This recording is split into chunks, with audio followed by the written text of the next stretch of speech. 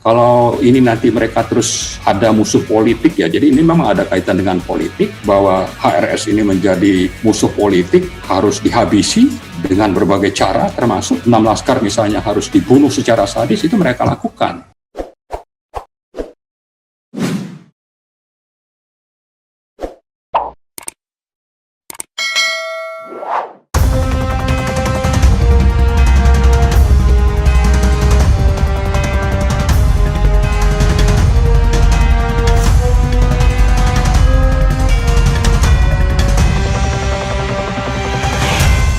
Assalamualaikum warahmatullahi wabarakatuh, Sobat Era sekalian. Jumpa lagi kita di channel yang keren ini, Keren Cadas ya. Kali ini saya punya tamu istimewa. Beliau adalah koordinator Badan Pekerja Tim Pengawal Peristiwa Pembunuhan 6 Laskar EPI atau 6 pengawal Habib Rizik ya, atau Rizik Syihab atau Habib Rizik Syihab ya. Beliau adalah Marwan Batubara. Assalamualaikum warahmatullahi wabarakatuh, Bang. Waalaikumsalam, Pak RH. Jangan panggil Pak, tua banget. Bang RH. Oke. Panggil Bang boleh, panggil Bung boleh, panggil nama saja boleh. Apa kabar, Bang? Apa kabar, Bang? Alhamdulillah, baik Bang, baik Bang. Oke, saya kira Bang Marwan ya agak ngeri-ngeri sedap juga ya setelah mengumpulkan data, fakta, analisis, dan kemudian meluncurkan buku. Judulnya apa persisnya? Buku itu? Judulnya Buku Putih Pelanggaran HAM Berat Pembunuhan 6 Pengawal HRS. Woi, jadi saya ulangi, Buku Putih Pelanggaran HAM Berat 6 pengawal HRS ya, 6 pengawal pembunuhan 6 pengawal Habib Rizik Syihab ya. Jadi dari judulnya saja ada 2 kesimpulan. Kesimpulan pertama itu adalah pelanggaran HAM berat ya, dan sekaligus mungkin menjawab Prof Mahfud MD jangan-jangan ya. Yang kedua adalah itu adalah peristiwa pembunuhan ya, sesuai dengan namanya TP3. Saya awalnya pengen tanya begini, tapi tetap saya tanya ya, Bang. Setelah Abang membuat buku ini bersama tim ya dan meluncurkannya, jadi Abang yakin berapa persen bahwa ini by accident, bukan, atau by design, bukan by accident? Kalau dibilang 100% mungkin ada unsur arogansi di situ. Ya mungkin 99% lah. 99% yakin bahwa ini by design ya. Ya. Artinya ini tidak hanya terkait dengan pelaku lapangan yang spontan, begitu ya? Ya, betul. Bisa saja yang ditarget itu seseorang. Ya. Tapi gagal, kemudian gantinya ya mereka ini gitu. Cuma ya itu kan terjadi dalam satu rencana dan peristiwa yang sama. Jadi misalnya rencana membunuh siapa itu gagal, lalu yang 6 ini yang jadi korban gitu. Tapi itu satu paket sebetulnya dilakukan pada operasi yang sama. Ya. Jadi Abang terdengar hati-hati sekali ya, karena ini memang peristiwa pidana ya, salah-salah backfire. Tapi bisa dijelaskan agak sedikit detail biar Sobat RH paham ya, karena Abang tadi kan bicara soal siapa yang disasar, tiba-tiba yang kena yang 6 ini karena yang disasar lolos, kira-kira begitu. Bisa didetailkan yang agak sedikit transparan gitu. Toh buku ini kan sudah diluncurkan. Ya, jadi sebetulnya kita mengapa menyatakan ada pelanggaran HAM berat itu menurut undang-undang yang ada, terutama Undang-Undang Nomor 26 Tahun 2000 tentang Pengadilan HAM. Di situ kan disebutkan tentang kriteria terjadinya pelanggaran HAM berat itu harus memenuhi unsur sistematik atau meluas, bukan TSM ya, bukan terstruktur, sistemik dan masif. Kalau itu TSM ya, itu adanya di MK, di pemilu, sistem pemilu. Ya, kalau ini di Undang-Undang HAM ini kita bicara sistemik dan meluas. Nah, dari rangkaian kejadian yang kita sama-sama pantau dan saya kira publik juga memantau, unsur sistemik itu memang sangat bisa terbaca, terlihat kalau kita kaitkan dengan pengalaman atau apa namanya ya, berbagai operasi yang dilakukan terhadap HRS. Ini memang sistemik.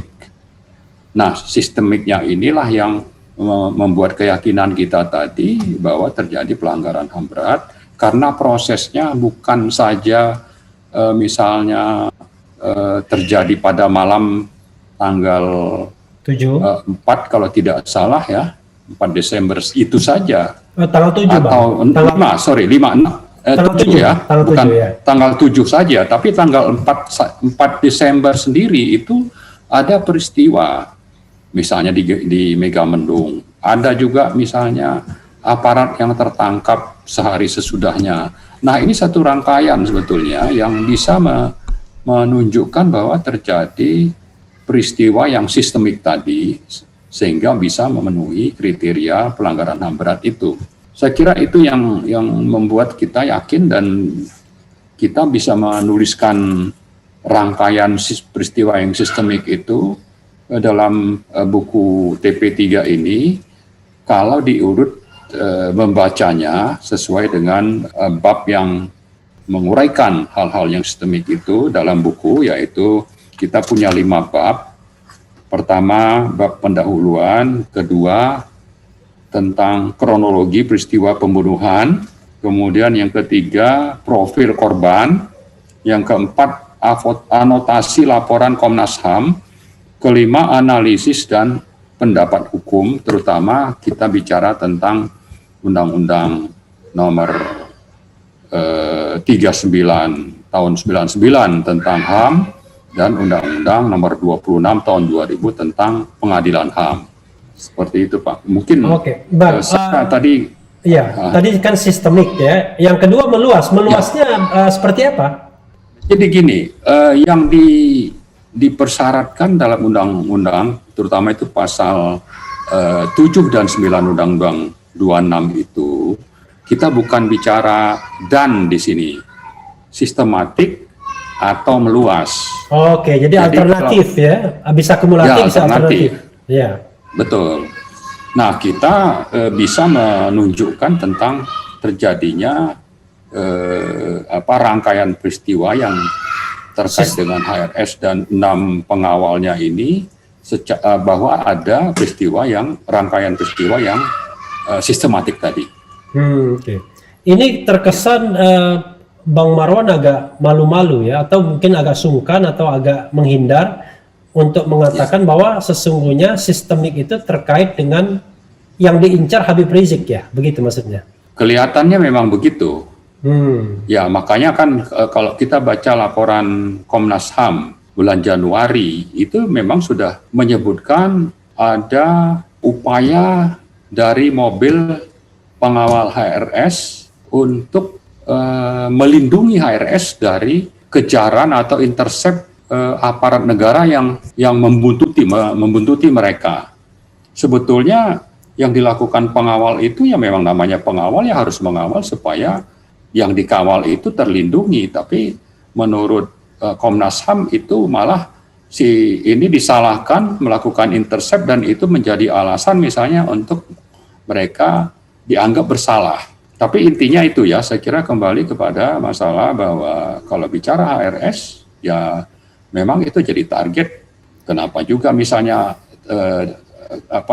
pesantrennya beliau di Megamendung itu harus dipantau, ada drone dan sebagainya. Lalu berangkat tanggal 6 atau 7 itu juga dibuntuti dan itu menjadi target, kelihatannya begitu. Ada indikasi lain yang bisa mengarahkan bahwa memang target itu memang Habib Rizik. Misalnya fakta dan data yang ditemukan TP3? Itu bisa dilihat nanti di mana, di bab 2 ya. di bab 2 tadi tentang kronologi. Jadi di situ bisa diikuti sebetulnya apa saja ini yang terjadi atau yang dilakukan oleh aparat negara terhadap HRS. Tidak sekedar kita bicara 6 laskar ini.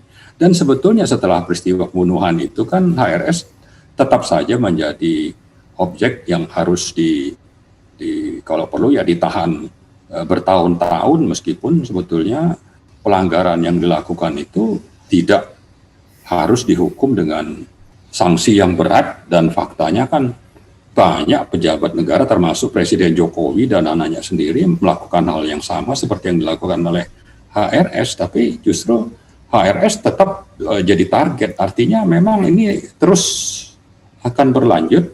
Saya tidak tahu siapa yang mesan, bagaimana kok sampai begitu dendamnya terhadap HRS.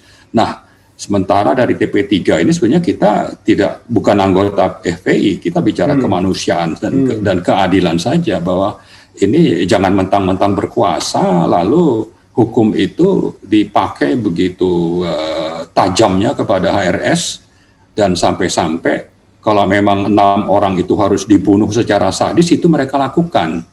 Ini yang saya kira tidak bisa kita terima. Kalau ini nanti mereka terus ada musuh politik ya, jadi ini memang ada kaitan dengan politik, bahwa HRS ini menjadi musuh politik, harus dihabisi dengan berbagai cara, termasuk 6 laskar misalnya harus dibunuh secara sadis, itu mereka lakukan. Dan ini ada fakta-faktanya yang bisa kita tunjukkan. Jadi mereka itu siapa, Bang? Saya kira inilah yang kita coba rangkai dalam buku ini, dan memang kita tidak dalam kapasitas untuk menunjuk atau menyebutkan siapa. Tapi kalau pengadilan berjalan secara objektif, transparan, sesuai dengan aturan yang berlaku, sebetulnya otomatis itu mereka bisa membuktikan, ya. Abang menyebut aparatur negara, memang itu bagian dari negara pastinya yang melakukan. Betul. Jadi misalnya kita bicara tentang keterlibatan dari Koopsus. Koopsus itu kan melakukan operasi, misalnya menurunkan baliho. Jadi Koopsus itu adalah Komando Operasi Khusus. Khusus itu dibentuk berdasarkan Perpres 24, ditandatangani oleh Pak Jokowi.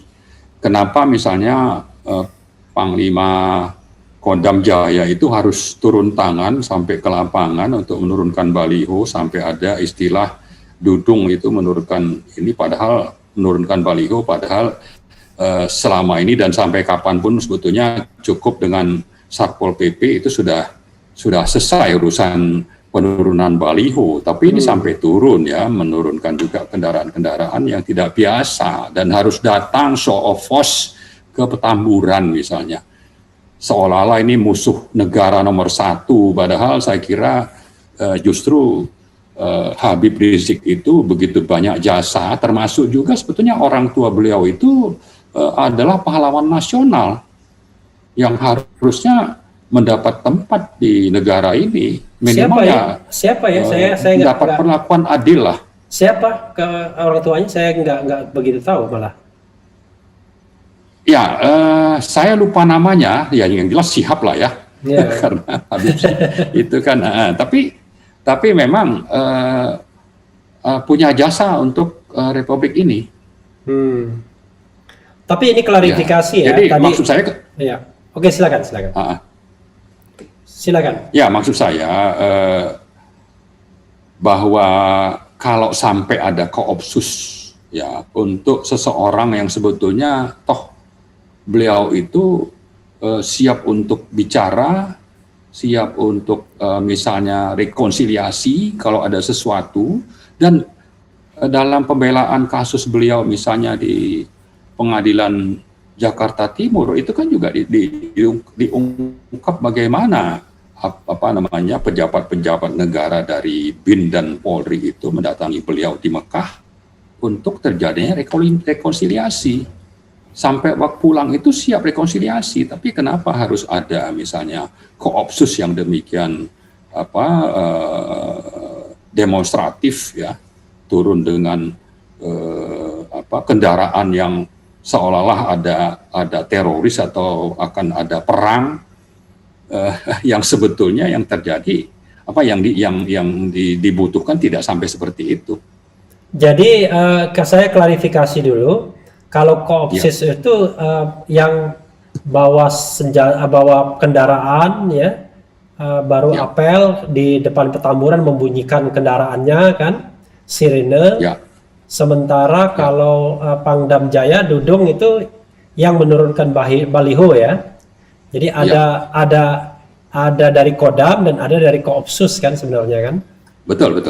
Ya, jadi biar tidak kan, karena tidak campur ya, betul. Ya, Koopsus sama betul. Kodam kan berbeda kan. Koopsus pasukan yang langsung dibawa presiden kan kalau Koopsus. Ya. Kalau Kodam, saya cuma ingin mengatakan bahwa ada Koopsus, ada Pangdam ya, ada Kapolda. Itu kan sebetulnya dalam kasus HRS yang juga akhirnya memakan 6 korban ini, itu lembaga-lembaga itu memang terlibat kuat untuk menunjukkan adanya unsur sistematik tadi gitu. Tapi apa yang disampaikan Pak Amin agak berbeda sedikit ya, karena Pak Amin mengatakan bahwa secara kelembagaan TNI dan Polri tidak terlibat.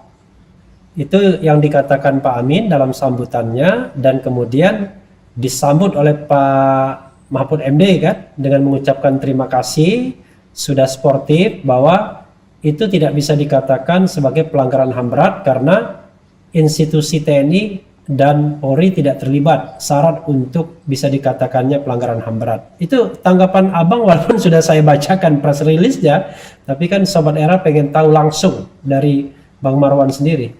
Ya, sebetulnya yang dimaksudkan Pak Amin itu kan lembaga secara resmi dan keterlibatan sampai ke atas ya, pimpinan dalam merekayasa atau merencanakan berbagai operasi. Itu ada lembaga negara lain. Tapi dalam pelaksanaannya, yang dimaksud Pak Amin itu dalam hal merencanakan dan mendesain dan menjadi tanggung jawab pimpinan misalnya, itu tidak.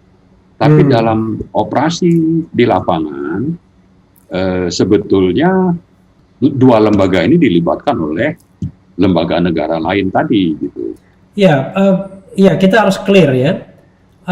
Tapi sepengetahuan pimpinan tertinggi lembaga enggak? Misalnya kalau kita menyebut TNI kan tertingginya Panglima TNI, kalau polisi tertingginya Kapolri. Apakah sepengetahuan atau enggak? Kalau bicara yang dimaksud Pak Amin, saya kira bisa saja tahu, bisa juga tidak. Tapi yang penting adalah kita ingin mengatakan, dan ini kita juga sampaikan di buku, bahwa lembaga negara lain itu memakai aparat di 2 lembaga atau di TNI dan Polri tersebut dalam operasi di lapangan. Ya. Di buku nggak ada juga itu lembaga-lembaga negara lainnya itu. Kita uraikan itu di bab 2 supaya tidak jadi delik, ya kan? Sebetulnya dengan membaca itu mungkin kalau mengatakan anak SMP terlalu inilah ya, tapi anak SMA saya kira bisa mengambil kesimpulan sebetulnya lembaga mana itu maksudnya. Apalagi orang-orang yang sudah sekolah sampai ke universitas, pastilah gitu Pak. Bakal paham lembaganya itu yang mana itu. Jadi kita pun tidak bisa menyebutnya karena khawatir nanti tiba-tiba backfire ya. Jadi malah menjadi dianggap dari ada tuntutan gitu ya. Ya lah, tetap kita harus saya kira supaya tidak menjadi spekulasi tanda tanya kepada publik. Memang sangat penting, dan kita sebagai negara yang mengaku negara berdasarkan hukum di Pasal 1 Undang-Undang Dasar 45, ini pengadilan HAM memang harus dijalankan supaya jelas, tidak ada spekulasi dan tidak ada misalnya tuduhan atau menjelekkan nama satu lembaga. supaya publik juga tidak menduga-duga siapa, ya ada ketakutan bicara.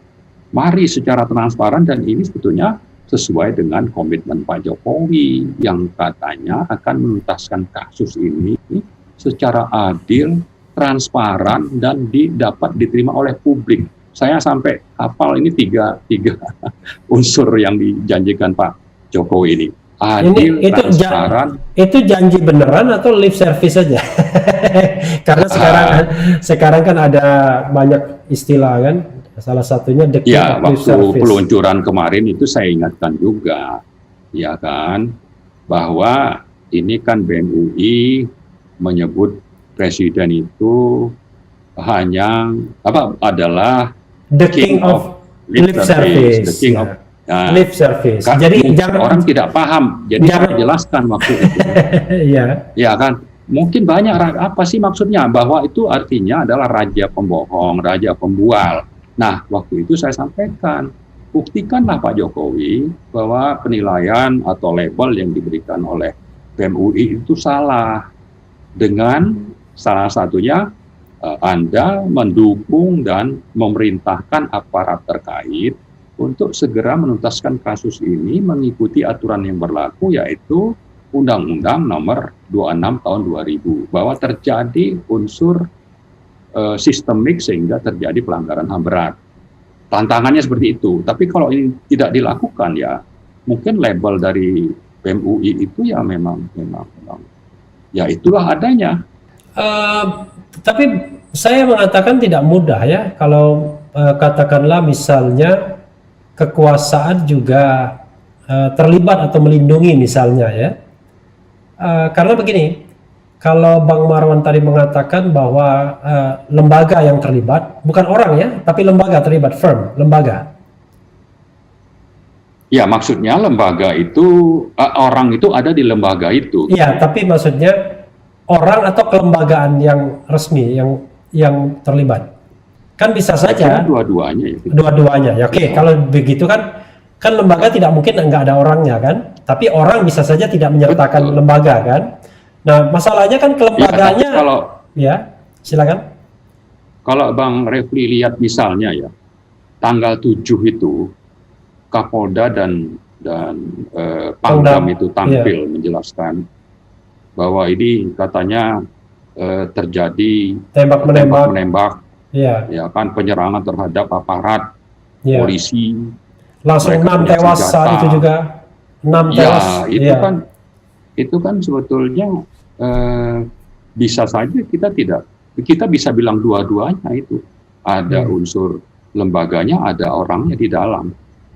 Dan sekarang mereka bilang itu 3, padahal itu juga diproses melalui proses hukum yang tidak kredibel, yang memang direkayasa, yaitu mereka melanjutkan proses terhadap 3 tersangka itu atas dasar laporan Komnas HAM yang diterbitkan 6 atau 7 Januari yang menyatakan ada 4 yang terbunuh, 2 ini karena itu saya lupa detailnya, tapi itulah yang menjadi dasar, padahal laporan itu sendiri bukan merupakan laporan penyelidikan.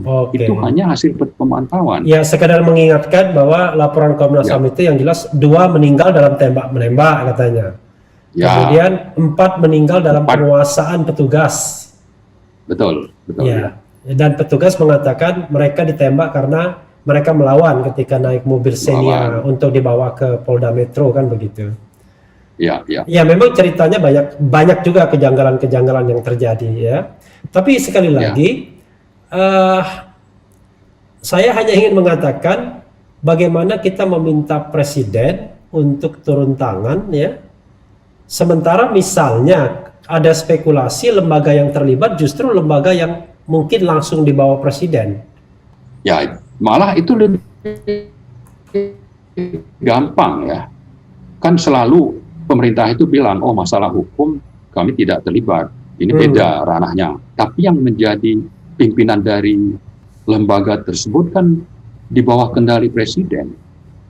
Misalnya Kapolri yang ngangkat itu kan, atau itu kan strukturnya dalam pemerintahan kita itu di bawah presiden. Sama juga misalnya dengan kejaksaan yang angkat presiden. Iya, maksud Mestinya saya bisa kalau berminat. Iya, maksud saya ada persoalan, mungkinkah mereka melaksanakan sebuah kegiatan yang katakanlah ngeri-ngeri sedap seperti ini, misalnya ya, tanpa melapor kepada presiden gitu. Bisa saja Pak seperti itu ya. Tapi kalau kita kembali tadi ke lembaga yang namanya Koopsus, itu kan lembaga ini kan berada di bawah kendali presiden. Dan kalau mereka melakukan itu tanpa misalnya perintah, yang namanya tanggung jawab kan tetap aja ada di presiden. Ya kan? Ya justru saya ingin mengatakan, mungkinkah mereka itu misalnya tidak ngelapor dalam konteks seperti ini? Ya itu mungkin saja Pak, mungkin saja. Tapi kalau bicara tanggung jawab, masalah nyawa orang, masalah kemanusiaan, apalagi dengan sadis, ya kan, tidak melapor tapi tanggung jawab itu tetap ada di atasan juga gitu. Ada porsinya masing-masing kan. Ya. Iya, tanggung jawab presiden harusnya seperti apa bagi tim TP3?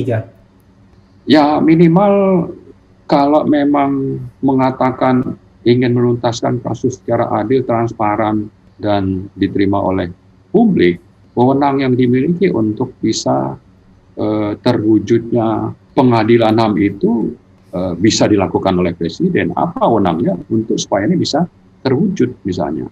Jangan justru kami menduga kuat bahwa justru Komnas HAM sendiri itu tidak independen, sehingga mau saja merekayasa laporan sesuai dengan harapan ya, atau malah permintaan mungkin. Ya, kami menduga seperti itu. Laporannya dibuat sedemikian rupa, sumir, dan melanggar hukum pula lagi. Ini melanggar hukumnya yang mana? Yang tadi, yang bukan penyelidikan, tapi seolah-olah sudah melakukan penyelidikan begitu. Betul, dan mereka melakukan pemantauan sebetulnya, yang untuk memantau itu perlu ada izin dari pengadilan negeri. Izin itu tidak ada, belum ada. Belum mereka dapatkan itu. Tapi mereka lalu yang kebohongan yang sangat nyata kan mereka bilang ini laporan penyelidikan, padahal itu cuma laporan pemantauan. Ini kejahatan saya kira. Ini harusnya kita gugat, dan kita pantas rakyat itu menggugat mereka, karena mereka ini kan mestinya lembaga yang independen, dibentuk atas dasar undang-undang dan konstitusi, dan bukan berada di bawah kendali pemerintah.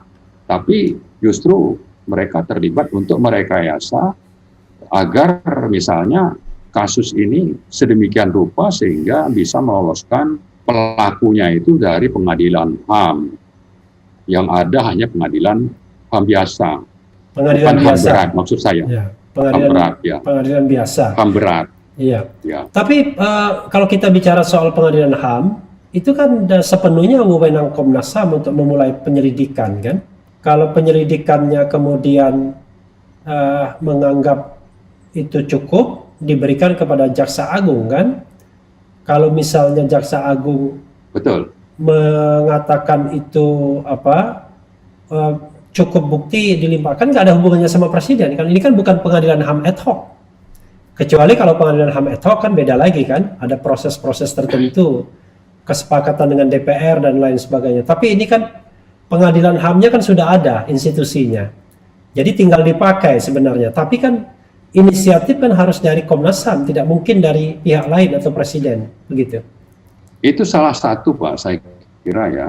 Makanya memang dalam rilis kita hari ini kan kita juga meminta supaya pengadilan Komnas HAM itu segera melakukan penyelidikan, bukan justru menganggap ini sudah selesai.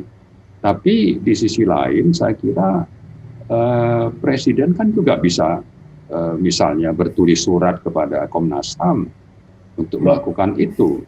Jadi menunjukkan gesture kekuasaan gitu ya, artinya dorongan gitu ya. Iya, dorongan. Atau juga tadi kalau kita sebut-sebut lembaga negara ini ya harus direlakan misalnya kalau memang terlibat oleh presiden untuk jangan justru dilindungi, harapan kita kan seperti jadi itu. Presiden jangan bersikap melindungi, memberikan green light, lampu hijau dan perlindungan terhadap Komnas HAM misalnya, bahwa mereka bisa bekerja secara independen begitu ya. Itu yang diharapkan. Ya, betul, Bang. Yakin Bang Marwan bahwa ini akan tuntas pada era pemerintahan Presiden Jokowi soal ini?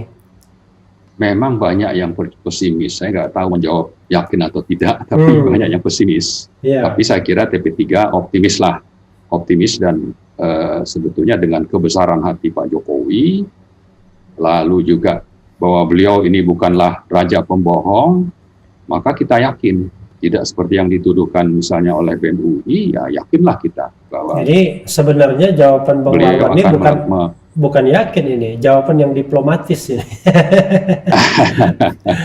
Jadi mudah-mudahan Pak Jokowi dengar juga lah itu. Harapan kita kan. Ya, tapi masalahnya ya kalau saya lihat hanya TP3 saja yang peduli lagi soal ini. Kalau lembaga-lembaga lainnya ya keep silent. Sebagai contoh DPR misalnya. Saya menganggap misalnya harusnya kan cukup alasan untuk membentuk katakanlah angket ya kan, panitia angket untuk melakukan penyelidikan kan, seperti itu. Karena diduga ada pelanggaran hukumnya kan. Jauh lebih penting dibandingkan angket KPK dulu ya kan, dan lain sebagainya. Atau angket Pelindo yang paling lucu, angket Pelindo 2 dulu.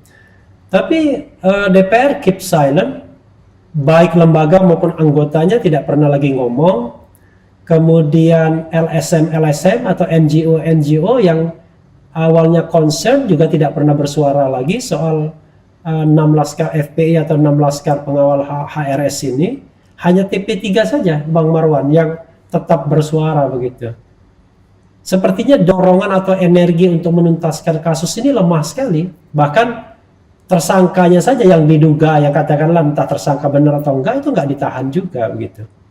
Ya, jadi kalau kita melihat bahwa kasus ini memang syarat dengan kepentingan politik, terutama kalau bicara pemerintah dan HRS, ini kasus aspek politiknya cukup kental.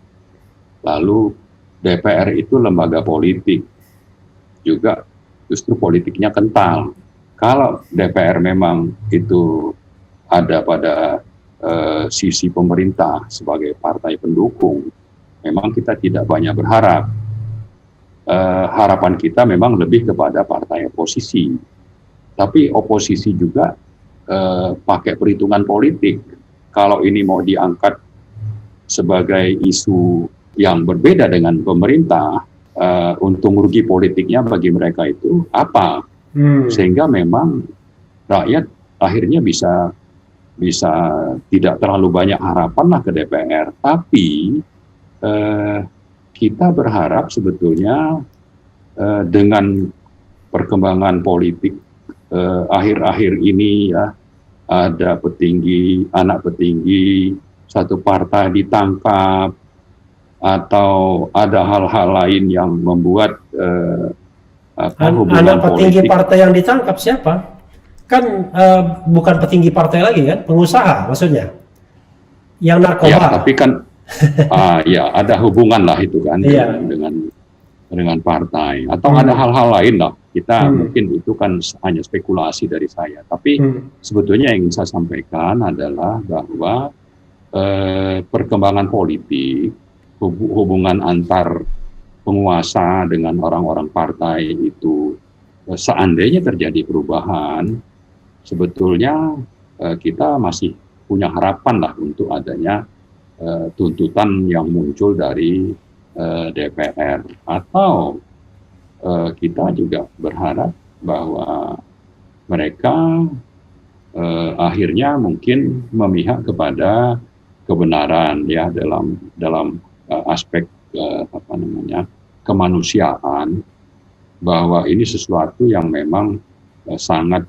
pantas untuk disuarakan, diperjuangkan, maka bisa saja hubungan yang solid sebelumnya antar penguasa dengan partai itu berubah. Tapi memang kita ini sifatnya masih harapan ya, Pak. Ya Bang ya. Iya, satu lagi ya, buku ini dicetak berapa eksemplar, Bang Marwan? Ada 1.000. Ada 1.000 ya. Dari 1.000 eksemplar itu sudah dikirimkan ke berapa pihak? Memang masih internal, tapi mulai minggu depan itu akan kita kirim ke lembaga-lembaga negara yang relevan, termasuk juga ke DPR atau ke lembaga-lembaga penegak hukum misalnya, termasuk ke KPK atau Mahkamah Agung.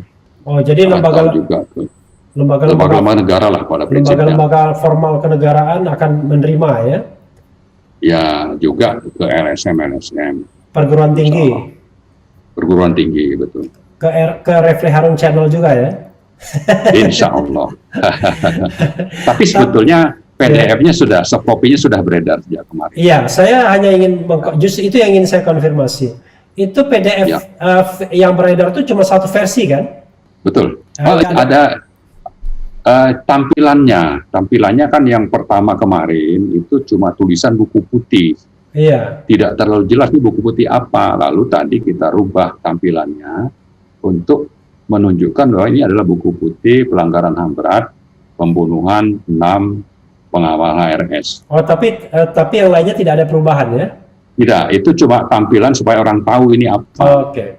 Kalau buku putih orang nggak tahu ini isinya apa gitu. Iya. Tapi konten sama, Bang. Konten sama ya. Jadi versi PDF dan versi cetak itu bisa dikonfirmasi sama ya? Sama. Termasuk juga halaman-halamannya sama ya? Sama. Nah, versi PDF-nya ini bisa disebarkan kemana-mana kalau ada orang minta. Kemana-mana. Jadi tidak ada misalnya disclaimer bahwa ini hanya untuk kalangan internal, enggak ya? Semua masyarakat Indonesia bisa akses. Betul, silakan. Karena tidak ada yang dirahasiakan. Dan supaya juga mereka memahami secara komprehensif, tidak hanya di-feeding dari sumber yang punya kepentingan. Sama seperti tadi atau kemarin waktu Pak Mahfud itu menyimpulkan sesuatu yang sebetulnya itu kita anggap misleading atau malah disengaja ya. Karena memang kami mencatat waktu tanggal 9 Maret diterima audiensi di Istana Merdeka, itu setelah acara kan Pak Mahfud itu sudah menilai kita bahwa kita datang hanya dengan keyakinan, tidak dengan fakta. Kalau yakin ada pelanggaran HAM berat, ya buktikan saja gitu. Tapi kami tidak yakin katanya. Jadi beliau pada saat itu sudah menyatakan bahwa memang benar laporan Komnas HAM ini hanya pelanggaran HAM biasa. Nah, begitu ada statement Pak Amin yang sebetulnya juga itu kesimpulannya tidak seperti itu langsung disambar.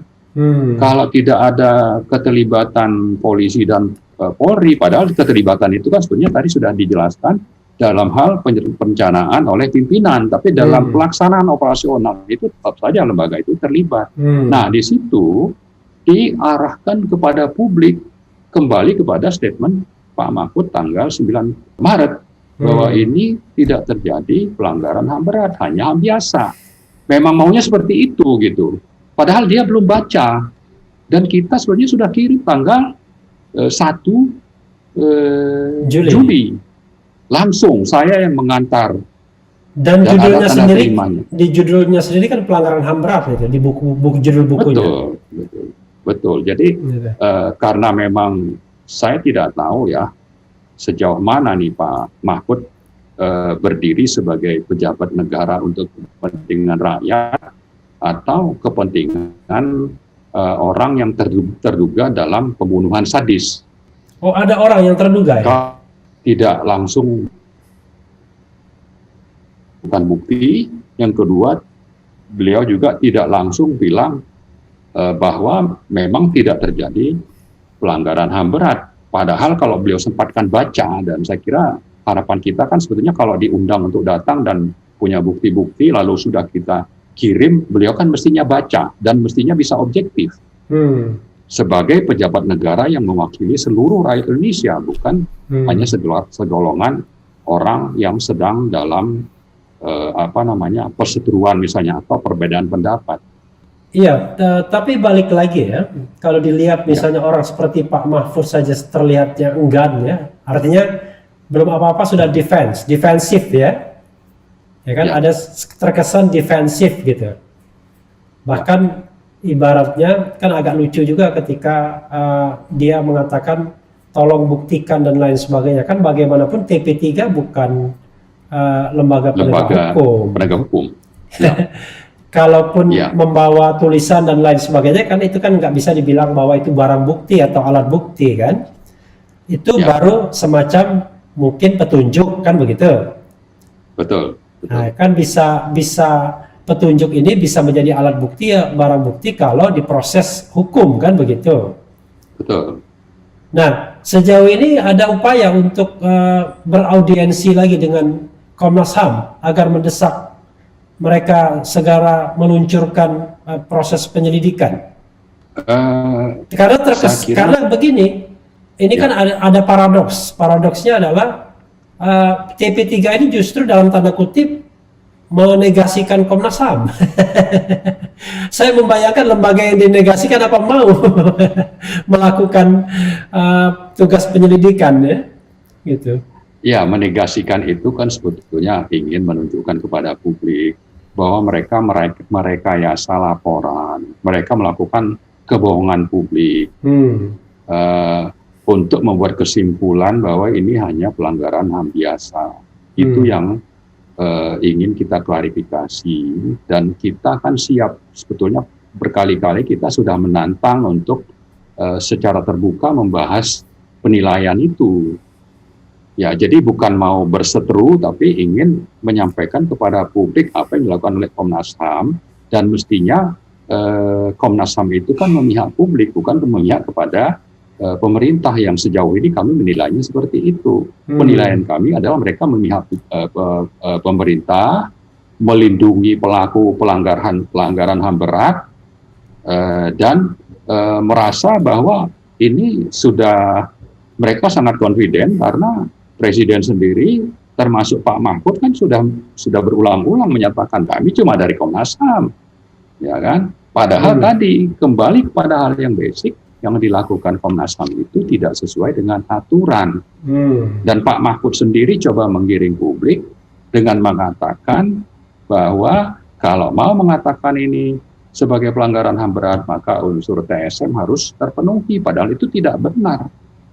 Ya, belum pernah kita dengar Pak Mahfud itu meralat kesalahan fatal yang saya tidak tahu apakah disengaja atau karena tidak tahu. Tapi apapun itu, karena tidak tahu atau tidak sengaja, Pak Mahfud harus klarifikasi bahwa sebetulnya kriterianya itu adalah hanya apakah itu sistematik atau meluas. Dan bagi TP3 ini sistematik, ya. Sistematik, dan bukan, saya kira nanti kalau pengadilan itu benar-benar terjadi atau oleh lembaga atau akademisi atau kampus-kampus kalau mau mengkaji secara terbuka juga, kami sangat yakin mereka akan kesimpulannya itu akan ke sana bahwa ini pelanggaran HAM berat.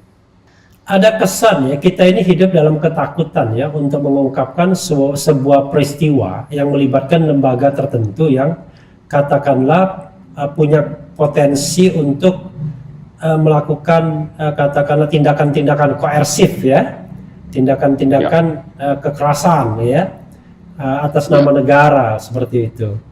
Dan sepertinya terulang kembali ya, sama seperti kasus Munir ya, mungkin juga kasus Novel Baswedan gitu. Abang melihat kaitannya seperti ke sana juga ya? Seperti itu kelihatannya. Dan itu juga sebabnya kita sangat berharap ya DPR terutama itu berani untuk bersuara dan memanggil pihak-pihak yang memang menjadi partner atau yang dicurigai terlibat dan sebagainya dalam masalah-masalah hukum ini. sejak yang dulu sampai yang sekarang yang 6 pengawal HRS ini. Jadi memang salah satu yang kita harap sebagai kunci ya, lembaga kunci itu ya setelah presiden ya DPR. Maka sementara ini kasus syarat dengan kepentingan politik. Lembaga-lembaga di DPR, lembaga DPR ya lembaga politik. Jadi harapan kita ada sesuatu yang terjadi, entah itu pergeseran politik atau huru-hara politik, sehingga dengan begitu akhirnya DPR mau bersuara atau mau melakukan fungsinya yang seharusnya mereka jalankan menurut undang-undang. Tapi kalau kita bicara bicara dalam kondisi normal ya, kita tahu bahwa kasus Munir itu kan di masa akhir pemerintahan Megawati, menjelang katakanlah pelantikan SBY sebagai presiden kan begitu. Tapi selama 10 tahun memerintah, walaupun ada pengadilan terhadap kasus Munir dan pelakunya juga dihukum, tapi kan publik tidak yakin bahwa itu selesai, tuntas, sama seperti novel Baswedan begitu. Apakah nanti dalam pemerintahan Presiden Jokowi yang masih tersisa 3 tahun ini, skenario yang sama yang akan terjadi juga? Bahwa ada pengadilan, tapi tadi pengadilannya tidak tuntas, yang dihukum siapa, pelakunya siapa, gitu. Apakah akan mengarah ke sana juga? Karena yang lama yang lama belum selesai, apalagi yang baru. Kelihatannya memang begitu ya. Kelihatannya bakal begitu juga nanti. Tapi kita berharap ada sesuatu yang berbeda lah. Karena memang kenapa hampir sama itu, kita bicara soal kekuasaan, politik dan oligarki. Ya mungkin oligarki ini masih berperan ganti presiden, tapi oligarki mungkin tetap, terutama masih dominan juga gitu. Kalau kita bisa belajar dari kasus PLBI juga sebetulnya kan seperti itu. Ya tidak tuntas-tuntas, ganti ini ya ganti presiden ini juga tidak bisa dituntaskan karena memang oligarki cukup kuat berperan. Ya, jadi nanti saya bisa simpulkan dong Bang, kalaupun nanti presiden berganti, oligarkinya remains tetap, ya kasus ini mengambang begitu aja nanti, menguap, jangan-jangan malah menguap. Ya, tapi itu kan sikap yang pesimis, Bang Refli. Ya kan, kita bicara kemungkinan itu bisa saja terjadi, tapi harapan kita lah minimal itu tidak seperti itu akhirnya, bahwa nanti siapa yang terlibat sampai ke atas itu akhirnya juga bisa dihukum, dikenakan sanksi. Ya. Ya mungkin kata-kata terakhirnya kalau kita tidak mampu mengungkapnya ya sama seperti Habib Rizik, sampai jumpa di pengadilan akhirat. Bisa begitu. Dan sebetulnya itu kalau orang masih punya iman di dadanya, itu hakim yang mengadili ini, kalau sudah sampai seperti itu, lalu ada tekanan untuk menjatuhkan vonis sekian tahun, daripada nanti ini jadi hukuman yang sangat berat di akhirat, mungkin dia lebih bagus mundur. Ya, harapan kita begitu juga terhadap yang ada di eksekutif yang lain-lain. Ya, jadi ada selain tadi bahwa kita mungkin pesimis, tapi ada harapan. Tapi yang penting adalah kalau orang ingat adanya hidup setelah mati, harapan kita itu juga bisa membuat mereka itu berpikir untuk akhirnya bisa menuntaskan kasus ini sesuai dengan aturan yang berlaku. Tapi jangan lupa Bang, doktrin aparat kan mengatakan bahwa misalnya mereka melakukan itu untuk bangsa dan negara, kan sering begitu kan, ya kan, untuk melindungi NKRI kan, sehingga rasa bersalah dan rasa berdosa itu sudah tidak ada lagi. Ya. Memang bisa begitu Bang, tapi ya inilah ya, jadi namanya ini kita terlalu banyak berandai-andai. Tapi saya kira berandai-andai pun itu harusnya tidak membuat kita surut untuk terus melakukan advokasi. Oke. Ya. Artinya TP3 akan terus mengejar sampai kapanpun soal ini. insya Allah. Dan dengan buku sebetulnya kan kita berharap makin banyak orang paham. Ya, sama seperti waktu BEM UI bulan lalu bicara tentang Raja Pembual misalnya, itu kan sendirian. Tapi setelah seminggu 2 minggu itu kan puluhan atau malah ratusan BEM seluruh Indonesia itu sama sikapnya dengan BEM UI akhirnya gitu. Nah ini juga kita harapkan seperti itu. Nah Pak Jokowi, harapan kita sebelum nanti ada suara semakin kencang di publik ya, atau adanya gerakan-gerakan, ya mari tunjukkan bahwa beliau adalah pemimpin untuk seluruh rakyat dan kembali ingat kepada komitmen di tanggal 9 Maret itu untuk akhirnya nanti tadi ya mendorong Komnas HAM, memerintahkan lembaga di bawah kendalinya untuk mendukung supaya proses hukum itu memang akhirnya bisa terjadi, terutama kita bicara tentang pengadilan HAM. Iya, saya membayangkan pemerintah pasti sedang kasak kusuk ini. Bagaimana memperlakukan, menyiapkan strategi dalam menghadapi jurus-jurus TP3 ini, jangan-jangan ya? Ya, kita sebetulnya juga sudah menyiapkan berbagai jurus yang kita tidak buka di sini. Ya, saling adu jurus aja nanti. Karena satu jurus kan sudah dikeluarkan Pak Mahfud ya kan? Mau mementahkan bahwa itu bukan pelanggaran HAM berat ya kan? Nah, kita tidak tahu lagi jurus yang mana lagi ya. Ya. Tapi terakhir Bang ya. Ya, tapi kan jurus. Ya. Silakan. Jurus Pak Mahfud itu kan sudah kita jawab juga tadi kan. Oke. Jadi jurus dijawab dengan jurus. Dengan jurus. Insya Allah. Bang, ini terakhir ya. Sebelum final statement dari Abang. Ini mohon maaf ini kan kita ini bicara hal yang ngeri-ngeri sedap ya. Nah, sebagai manusia ya kita punya rasa takut juga pasti kan mengungkapkan hal seperti ini, karena yang kita hadapi adalah barangkali ya sebuah kekuatan yang memiliki fasilitas, senjata, perlindungan hukum ya kan, semuanya lah ya kan. Sementara Abang dan teman-teman ya, atau termasuk saya juga misalnya yang menginterview Abang ini kan masyarakat sipil biasa yang tidak punya kekuatan apa-apa. Jadi Abang merasa takut nggak soal berhadapan dengan resiko atau kemungkinan itu? Kalau saya bilang tidak ada rasa takut, itu saya sombong. Jadi rasa takut itu jelas ada.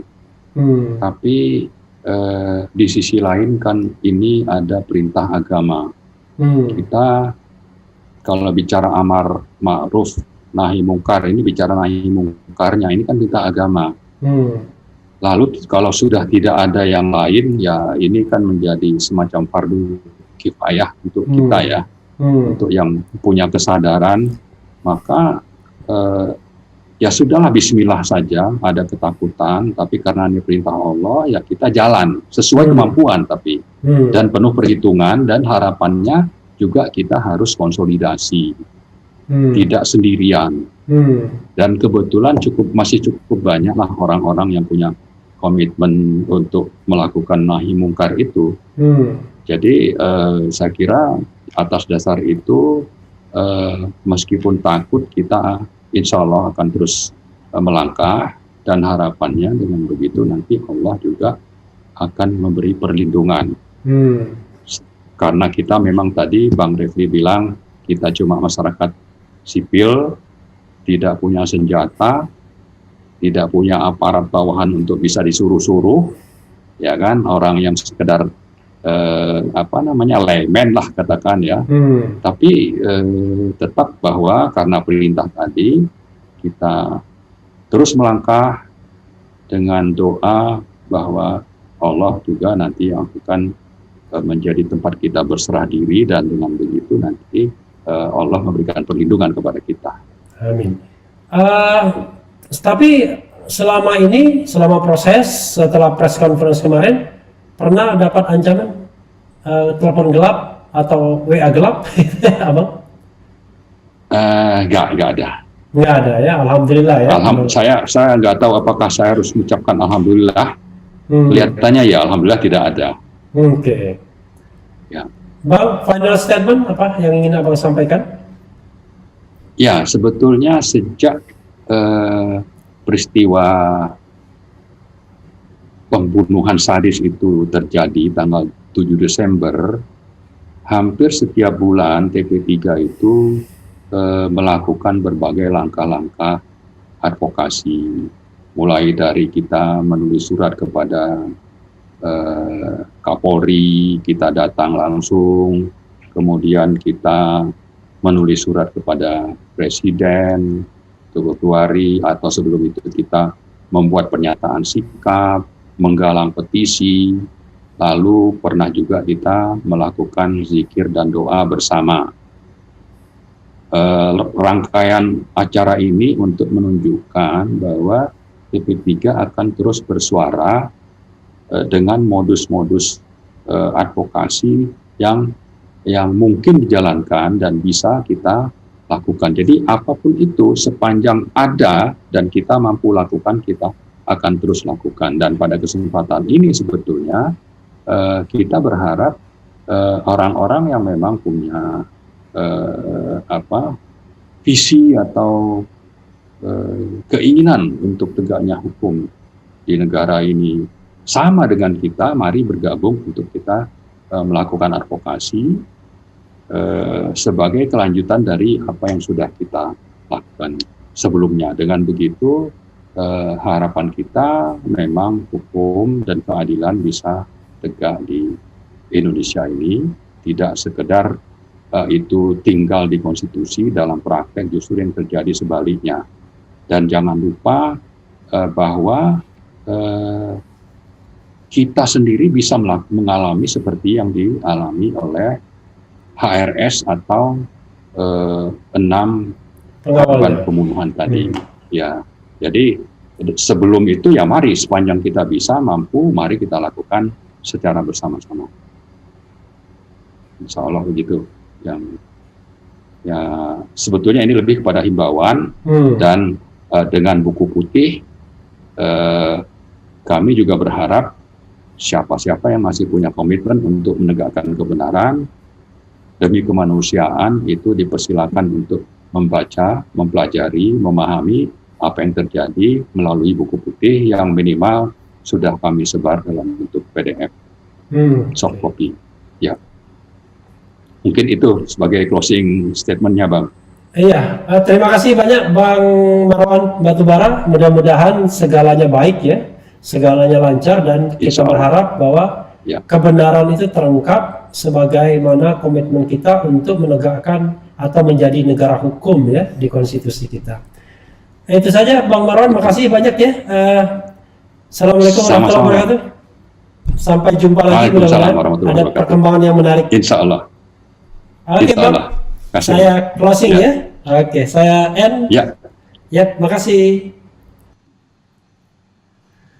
Ya, Sobat Era sekalian, itu tadi interview saya dengan Marwan Batubara ya, Koordinator Badan Pekerja Tim Pengawal Peristiwa Pembunuhan 6 pengawal HRS ya, yang sudah meluncurkan buku Pelanggaran HAM Berat. Ya, pelanggaran HAM berat, peristiwa pembunuhan 6 pengawal HRS. Nanti kalau yang berminat bisa menghubungi RH Channel untuk mendapatkan PDF-nya atau menghubungi Bang Marwan Batubara. PDF-nya sama dengan versi bukunya ya. Itu saja, yang penting tetap di channel ini, karena di channel ini Anda akan dirayu, ditipu, dibaperin, dicecar, diuber pula di jalur khusus. Karena channel ini adalah channel yang mengancam, memeras, dan membenci. Jangan lupa subscribe, like, comment, and share. Cheers!